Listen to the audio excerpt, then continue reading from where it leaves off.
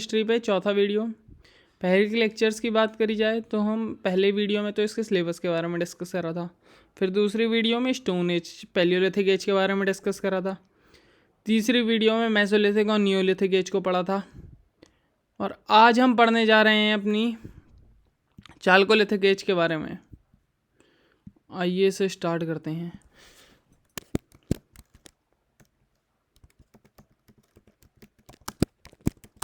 Chalcolithic as की बात करूं तो ये है copper stone age. Ice age तो पूरी ख़त्म हो चुकी थी। पिछली एज थी अपनी मेसोलिथिक एज, उसी में जो पूरा था नियोलिथिक एज, उसी में पूरा जो टेम्परेचर वगैरह था वो वार्म हो चुका था। आइस एज पूरी ख़त्म हो चुकी थी। तो चालकोलिथिक एज आती है, इसे कहते हैं कॉपर स्टोन एज। और कॉपर ही पहला मेटल था जिसे मैन ने डिस्कवर करा था। First matter discovered by man. तीसरा पॉइंट आता है इसमें, जो इसकी साइट्स हैं पूरे इंडिया में पाई गई हैं, एक्सेप्ट कहाँ कहाँ के एरिया को छोड़ के, except alluvial plains and thick forest regions. ठीक है। चौथा पॉइंट्स की बात करूँ तो जो साइट्स हैं, कुछ इंपॉर्टेंट साइट्स तो आती हैं हर जगह की। बिहार में है, वेस्ट बंगाल में है, राजस्थान में है। राजस्थान की कौन से एरिया में? बानस वैली में। और मध्य प्रदेश में है। ठीक है, यही जगह है इनकी जहाँ पे साइट्स भी पाई गई हैं।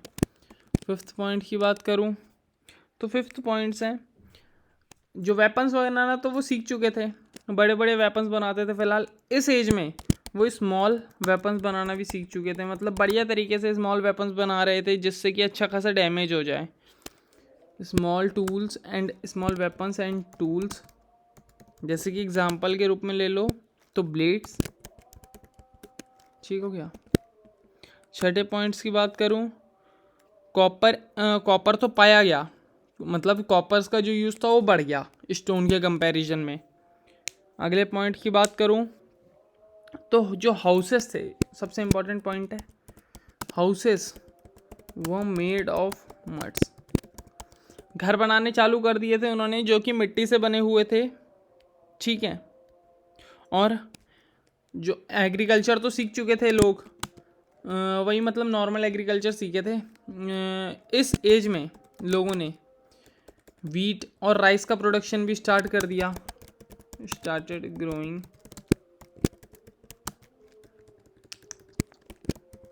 Wheat and rice. ठीक हो गया। 8 पॉइंट की बात करूं तो जो स्टेबल क्रॉप था वो बाजरा था।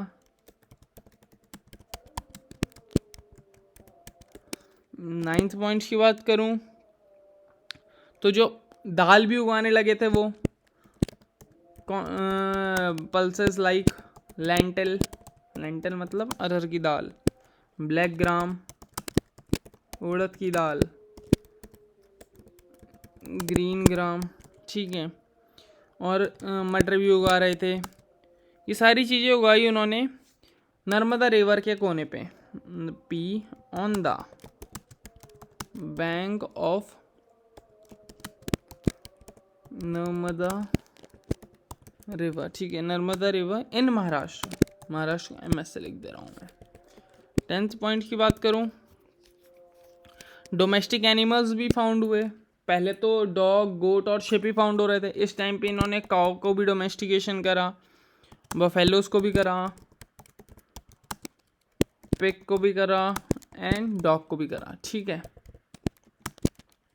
धीरे धीरे ये बता रहा है कि इंसानों में कितनी समझ आने लगी। पहले एग्रीकल्चर स्टार्ट हुआ, फिर एग्रीकल्चर से उन्होंने वीट, पल्सेस ये सब उगाना चालू करा, एग्रीकल्चर स्टार्ट कर दिया, डोमेस्टिकेशन एनिमल्स का स्टार्ट कर दिया, मेटल्स डिस्कवर कर लिए, स्टोन्स को पीछे कर दिया, धीरे धीरे मेटल्स की ओर आकर्षण करने लग गया। ये सब बता रहा है। जो सेटलमेंट्स था वो स्टेबल था। सेटलमेंट्स जो था वो स्टेबल था। सेटलमेंट्स वो स्टेबल एंड वाइड स्प्रेड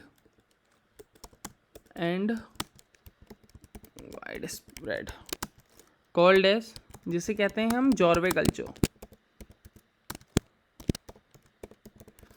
इसका मतलब है कि जो सेटलमेंट्स था वो स्टेबल था, मतलब एक तरीके से स्टेबल था। कोई भी चीज़ स्टेबल कब होती है? जब उसके पास सारी चीज़ें अवेलेबल हों, और वाइड स्ट्रीम मतलब जल्दी जल्दी फैल रहा था।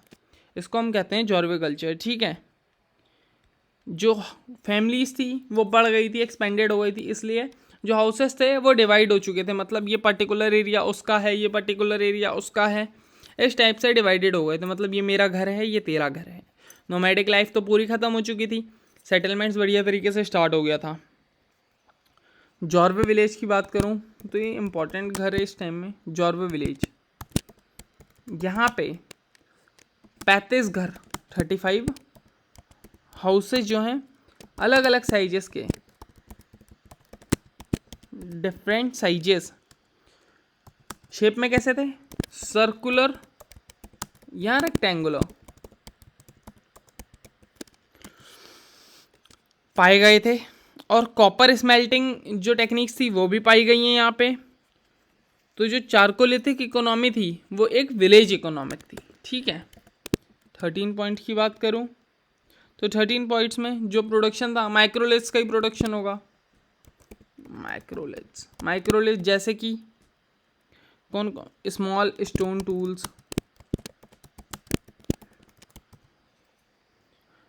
Stone tools, art of spinning and weaving and silk threads are found in Maharashtra. और जो ईस्टर्न इंडिया था वहाँ पे उन्होंने राइस भी उगाना चालू कर दी। ईस्टर्न इंडिया में राइस प्रोडक्शन जो था वो भी स्टार्टेड हो चुका था, राइस प्रोडक्शन भी स्टार्ट हो चुका था। और वेस्टर्न में बार्ले प्रोडक्शन भी स्टार्ट हो चुका था। और वेस्टर्न इंडिया में बार्ले, ठीक हो गया। और जो महाराष्ट्र था, महाराष्ट्र की बात करें तो डेथ सेरेमनी के एविडेंस तो हमें पहले ही मिल गए थे कि जब कोई मर जाता है वो ऐसे ऐसे कल्चर फॉलो कर रहे थे। महाराष्ट्र में हमें हाउस के अंदर जो घर है उसकी ज़मीन के अंदर भी हमें जब एक्सप्लोर करा गया तो वहाँ पे डेड बॉडीज़ के एविडेंस मिले, मतलब कि बरीड बॉडीज़ थी एविडेंस। इसका मतलब ये है कि वो सारी चीज़ों में परफेक्ट हो चुके थे। अब जो बुल थी उसको bull served as a religious symbol. एक टेराकोटा की वो भी मिली थी। भाई इसको छोटा कर लो साइज को थोड़ा सा, और इसको ऊपर कर लो, ठीक है। पागल हम।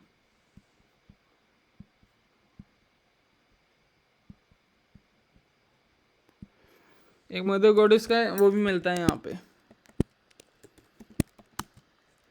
टेराकोटा से बना हुआ। Terracotta figure of women, terracotta figure of, जिसको सब मदर गॉडेस के नाम से भी जानते हैं, ऑफ मदर गॉडेस। इसकी पूजा करते थे लोग उस टाइम पे, ऐसा माना जाता है।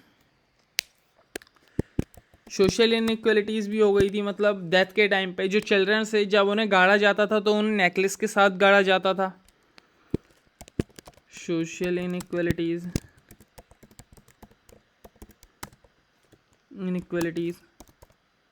चिल्ड्रन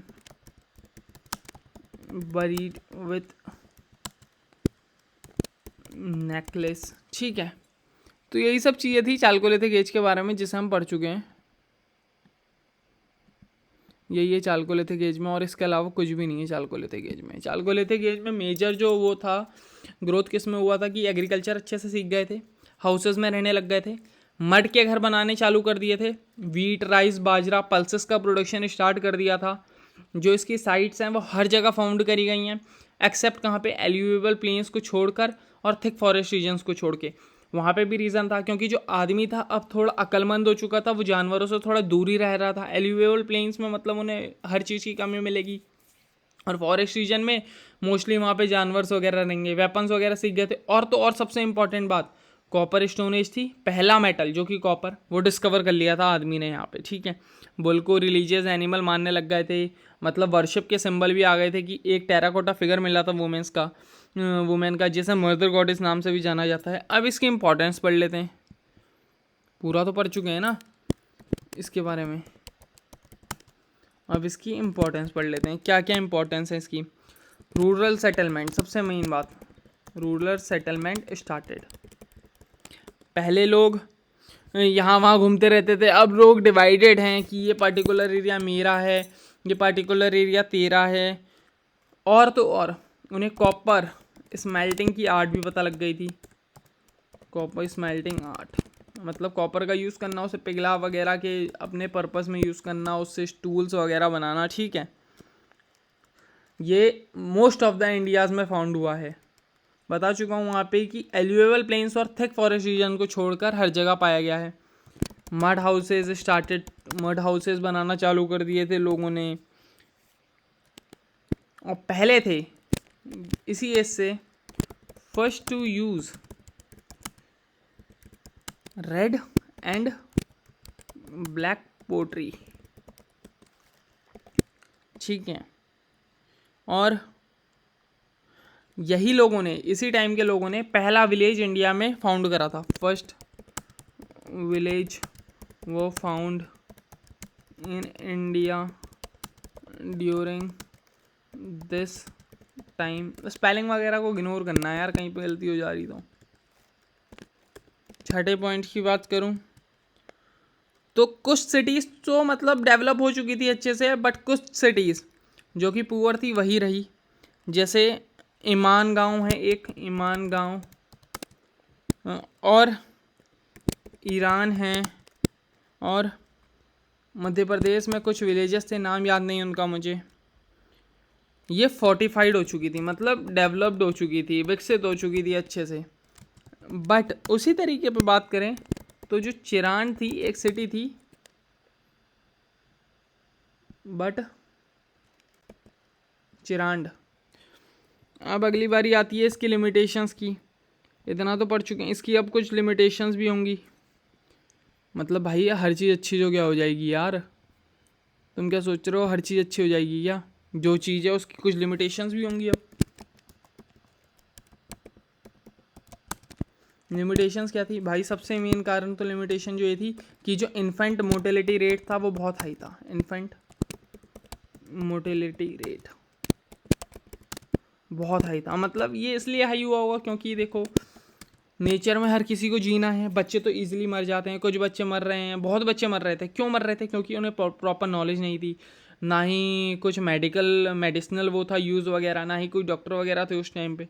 तो इस कारण से मैं मानता हूँ कि इन्फेंट मोर्टेलिटी रेट हाई रहा होगा, बच्चे मर रहे थे। वेदर कंडीशंस भी एकदम से चेंज हुई थी, हर चीज़ का वो आ जाता है, एनिमल्स वगैरह भी थे, कोई किसी को वहाँ की वो जो फूड वगैरह था वो पच नहीं रहा होगा, रहन सहन, इस कारण से बहुत लोग मर रहे थे। और तो और इन्हें राइटिंग, आर्ट ऑफ राइटिंग, लिखने की कला नहीं पता थी, वॉज नॉट नन। ठीक हो गया। तीसरा पॉइंट की बात करूं,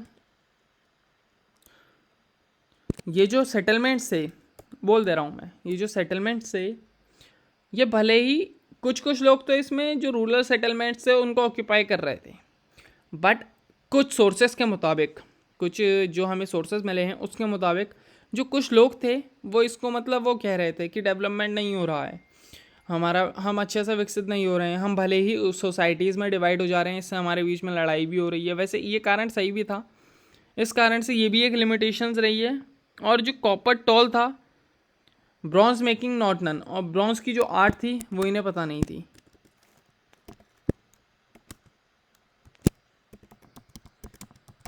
कॉपर बनाना तो सीख गए थे, कॉपर का यूज़ भी करना सीख गए थे, कॉपर से टूल भी बनाए थे बहुत सारे, बट जो ब्रॉन्ज मेकिंग थी वो इन्हें पता नहीं थी। अब एक हल्का सा डिफरेंस देख लेते हैं किसके बारे में, कॉपर एज और ब्रॉन्ज एज के बारे में, क्योंकि कॉपर का जिक्र चालकोलिथिक एज में आ गया और ब्रॉन्ज के बारे में उन्हें पता नहीं था, ब्रॉन्ज की डिस्कवरी आगे होने वाली है। तो एक डिफरेंस देख ले रहे हैं कॉपर और ब्रॉन्ज के बारे में, ऐसे ही लिख ले रहा हूँ मैं, यहाँ पे कॉपर का कर देंगे, यहाँ पे ब्रॉन्ज का कर देंगे, ठीक है, समझ लेना यार। जो चाल्कोलिथिक पीरियड है उसे कहते हैं कॉपर एज, समझ गए होगे। जो हड़प्पन सिविलाइजेशन है उसे कहते हैं ब्रॉन्ज एज, ठीक है। और कॉपर एज में कॉपर और स्टोन्स थे। ब्रॉन्ज एज में ब्रॉन्ज किससे मिलकर बनता है? कॉपर प्लस टेन से, तो कॉपर प्लस टेन ही थे। और बात करूँ, ये जो पीरियड था 3000 से 700 BC का था, और ये जो पीरियड था 2500 से 1800 BC का था। ये कहाँ कहाँ फाउंड हुआ था? डेक्कन में, mainly in Deccan and northern India. और ये कहाँ फाउंड हुआ था? Mainly in north western region of the India. एक बार और रिवाइज करा देता हूँ। जो चाल्कोलिथिक पीरियड है उसे कॉपर एज से जाना जाता है, कॉपर एंड स्टोन से मिलके हुआ है। ये 3000 से 700 BC का जो टाइम है उसे कहते हैं कॉपर एज। और ये फाउंड कहाँ हुआ था? डेक्कन में और नॉर्थर्न इंडिया में। ब्रॉन्ज क्या है? हड़प्पन सिविलाइजेशन को ब्रॉन्ज एज नाम से जाना जाता है, कॉपर प्लस 10 से हुआ है। ये कौन सा टाइम पीरियड है? 2500 से 1800 BC का। और ये कहाँ कहाँ फाउंड हुआ है? नॉर्थ वेस्टर्न रीजन में इंडिया के, ठीक है। ये हमने पढ़ लिया, चाल्कोलिथिक एज हमने पढ़ ली, उसकी इंपॉर्टेंस पढ़ ली, उसके लिमिटेशंस पढ़ ली, और कॉपर और ब्रॉन्ज के बारे में भी पढ़ लिया, कॉपर और ब्रॉन्ज एज के बारे में पढ़ लिया। इसमें इतना ही था। जब आगे हम बात करेंगे तो जो हमारा आगे के टॉपिक्स हैं, अब इसके बाद हम पढ़ेंगे आयरन एज के बारे में। जो आयरन एज था वो माना जाता है 1000 BC से चालू हुआ था। आगे का लेक्चर आएगा उसमें इसके बारे में डिस्कस करेंगे। तो यहाँ पे स्टोन एज जो है अपना पूरा ख़त्म होता है। एक बार देख लेते हैं क्या क्या है इसमें। छोटा करो भाई साइज को, रिवीजन कर लेते हैं एक बार इसमें, जब इतना पढ़ ही चुके हैं। देखो, सबसे पहली बात आती है स्टोन एज की। स्टोन एज क्या था? स्टोन एज एक टाइम था प्री हिस्टोरिक पीरियड में जहाँ से आइस एज बिगेन हुआ था और ह्यूमंस का एवोल्यूशन हुआ था। बहुत सारी चीज़ें सीखी ह्यूमन बींग्स ने स्टोन एज के टाइम पे। टूल्स बनाना, एग्रीकल्चर करना, फायर को डिस्कवर करा, व्हील को डिस्कवर करा, वो सब स्टोन एज में ही हुआ। स्टोन एज को 3 कैटेगरीज में डिवाइड करा गया, पैलियोलिथिक एज में, मेसोलिथिक एज में, नियोलिथिक एज में, चाल्कोलिथिक एज में। पैलियोलिथिक एज की बात करी जाए तो सबसे पुरानी एज थी और इसे आइस एज नाम से भी जाना जाता है, ठीक है। जो इसमें था 3 कैटेगरीज में डिवाइडेड थी ये, lower palaeolithic age, upper palaeolithic age और middle palaeolithic age. Lower palaeolithic age में आदमी जो था नोमैडिक था, इधर उधर घूमता रहता था खाने की तलाश में। जो हंटिंग था वो सेकेंडरी ऑप्शन था उसके लिए। ग्रेट पाथ मतलब पूरे आइस एज में फैला हुआ था ये, इतना ही था। इसकी साइट्स वगैरह भीमबेटका वगैरह में पाया गया है। और केव्स में जो एविडेंस मिले वो बहुत इंपॉर्टेंट थे। टूल्स बनाना सीख गया था, बट टूल्स का साइज जो था वो बहुत बड़ा बड़ा था। फिर मिडल पैलियोलिथिक एज में आते हैं, जो टूल्स थे वो स्मॉलर कर दिए थे उन्होंने, लाइटर कर दिए थे और मजबूत कर दिए थे, मतलब इजीली ये कैरी कर सकते थे। जो मोस्ट इंपॉर्टेंट टूल था वो फ्लेक्स था। अब इसकी साइड्स भी वही हैं, भीमबेटका, बेलन वैली राजस्थान में, जो कि फिर अपर पैलियोलिथिक एज में आते हैं। अपर पैलियोलिथिक एज में वही टूल्स का डिफरेंस है बस, कि टूल्स उन्होंने वो कर दिए थे, थोड़े और शार्प कर दिए थे, साइज उनका छोटा कर दिया था। इनकी साइट्स कहाँ कहाँ फाइंड करी गई हैं, आर्ट का एविडेंस उन्हें आ गया था। केव्स में आर्ट जो है बहुत फाउंड करी गई हैं। कौन सी केव्स में? भीमबेटका केव में। फिर पैलियोलिथिक एज की बात करी जाए कि इसकी इंपॉर्टेंस क्या थी। आदमी सबसे पहली एज थी, आदमी ने यहीं से एवोल्यूशन सीखा, लैंग्वेज सीखी, टूल्स मेकिंग की आर्ट सीखी, क्लाइमेट देखा कि क्लाइमेट भी चेंज, क्लाइमेट के बारे में थोड़ी नॉलेज आई। लिमिटेशन क्या थी कि आदमी जो था इधर से उधर घूमता रहता था, बस उसके पास कोई काम नहीं था, ऑर्गेनाइज सोसाइटी नहीं थी, अर्बन लाइफ रह रहा था। आदमी की ज़िंदगी को हमेशा खतरा था, कोई पता नहीं था कब कौन सा जानवर आ जाए। इतना था पैलियोलिथिक एज के बारे में। फिर आती है अपनी मेसोलिथिक एज। मेसोलिथिक एज में जो आइस एज था वो पूरा ख़त्म हो चुका था। आइस एज ख़त्म क्यों हो चुका था? क्योंकि पैलियोलिथिक एज में आइस एज था, और इतना तो पता ही है कि टेम्परेचर में हर टाइम बर्फ़ तो रहेगी नहीं, तो आइस एज इसमें ख़त्म हो चुका था। जो टेम्परेचर था वो गर्म हो चुका था और ह्यूमिड हो चुका था। रेनफॉल बढ़ गई थी, रेनफॉल बढ़ने के कारण फ्लोरा एंड फौना की अलग अलग वेराइटीज़ मिली थी। डोमेस्टिकेशन सीख गए थे, वो पहला एनिमल जो डोमेस्टिकेट करा था वो डॉग था। जो ह्यूमन बींग्स थे वो ग्रुप्स में रहने लग गए थे। पहले तो इधर उधर घूमते रहते थे, अकेले अकेले रहते थे, कोई कुछ कर रहा होगा, कोई कुछ कर रहा होगा, ठीक है। मिसाइल टेक्नोलॉजी, मतलब ये टूल्स बहुत एसेंशियल था। जो मिसाइल टेक्नोलॉजी था, एरोबो, दूर से कोई भी जानवर को मार सकते थे। जानवर के पास जाएंगे तो उन्हें भी खतरा, उन्हें ही पता है। टूल्स भी डिस्कवर हो गए। पहला ह्यूमन कोलोनाइजेशन स्टार्ट हुआ मेसोलिथिक टाइम में, ये याद रखना। जो पेंटिंग्स थी वो भीमबेटका की बनने लगी, ठीक है। यही था इसके बारे में। अब इसमें इंपॉर्टेंस क्या क्या है कि सोशलाइजेशन स्टार्ट हो गया, टूल्स स्टार्ट हो गए, डोमेस्टिकेशन स्टार्ट हो गया, नोमैडिक सोसाइटी बन गई, पेंटिंग्स फाउंड हुई। फिर आती है इसके बाद न्यूलिथिक एज, जिसे न्यू स्टोन एज कहते हैं। एग्रीकल्चर यहीं पे स्टार्ट हुआ। जो सबसे इंपॉर्टेंट डिस्कवरी है न्यूलिथिक एज की वो है फायर की और व्हील की। फायर तो बहुत पहले इन्हें मतलब इनको प्रॉपर नॉलेज जो है फायर की इस टाइम पे आई थी। डांस आर्ट हो गई थी, डेथ की सेरेमनी के एविडेंस भी न्यूलिथिक एज में मिले। और जो लास्ट एज है चालकोलिथिक एज, चालकोलिथिक एज में तो घर में लाशें तक गड़ी हुई मिल गई। जब हमने उनकी खुदाई करी एविडेंस के मुताबिक तो लाशें तक मिल गई थी। हाउस परमानेंट हो गए थे न्यूलिथिक एज में। पहला एविडेंस राइस कोलिवा का फाउंड हुआ था। इसकी इंपॉर्टेंस क्या थी? एग्रीकल्चर सीख गए थे, सेटल्ड लाइफ रहना सीख गए थे, कॉम्प्लेक्सिटी बढ़ गई थी, ग्रोथ हो गया था, एडवांसमेंट हो गया था लाइफ का। और ये रही last Chalcolithic as. Chalcolithic as के बारे में पूरा पढ़ चुके हैं, जिसे कहते हैं कॉपर स्टोन एज। और पहला मेटल कॉपर फाउंड कर लिया था उन्होंने इस एज में। और क्या क्या हुआ था? सेटलमेंट्स हो गया था, मड के हाउसेस बनाना सीख गए थे, राइस व्हीट प्रोडक्शन स्टार्ट हो गया था। राइस कहाँ पे हुआ था? राइस अपना हुआ था ईस्टर्न इंडिया में, और वेस्टर्न इंडिया में बार्ले हो गया था। डेड बॉडीज़ के एविडेंस भी मिल गए थे हाउसेज में। बुल को एनिमल्स की तरह सर्व कर रहे थे। मदर गॉडेस भी मिल गई थी जो कि टेराकोटा का फिगर था। बस यही था इसके बारे में। और इसकी इंपॉर्टेंस क्या थी? रूलर की तरह रहने लग गए थे। पोट्री की आर्ट भी आ गई थी। पहला विलेज भी इन्होंने ही फाउंड करा था। ठीक है। और इसके लिमिटेशन क्या थी कि बच्चे जो हैं वो बहुत जल्दी मर रहे थे और लिखने का तरीका नहीं पता था इन्हें, और ब्रॉन्ज के बारे में कोई भी नॉलेज नहीं थी। ठीक है, यही सब था इसके बारे में। और कॉपर एज और ब्रॉन्ज एज के बारे में हल्का सा डिस्कशन कर लिया अपनों ने। जो कॉपर एज थी वो चालकोलिथिक पीरियड क्या था। ब्रॉन्ज एज जो थी वो था हड़प्पन सिविलाइजेशन का। कॉपर एज 3000 से 700 BC का टाइम पीरियड है, और ब्रॉन्ज एज 2500 से 1300 BC का 1800 BC का टाइम पीरियड है। कॉपर एज जो कि डेक्कन और नॉर्थन इंडिया में देखी गई है, और ब्रॉन्ज एज जो कि नॉर्थ वेस्टर्न रीजन में इंडिया के देखी गई है। ठीक है, यही था इसके बारे में।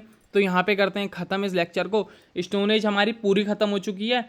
जो अगला लेक्चर आएगा वो आएगा आयरन एज के ऊपर। आशा करता हूँ आपको पूरा समझ आया होगा। एक बार ये पहला चैप्टर अपना ख़त्म हो जाए, फिर इसके प्रीलिम्स के MCQs लेके चलेंगे।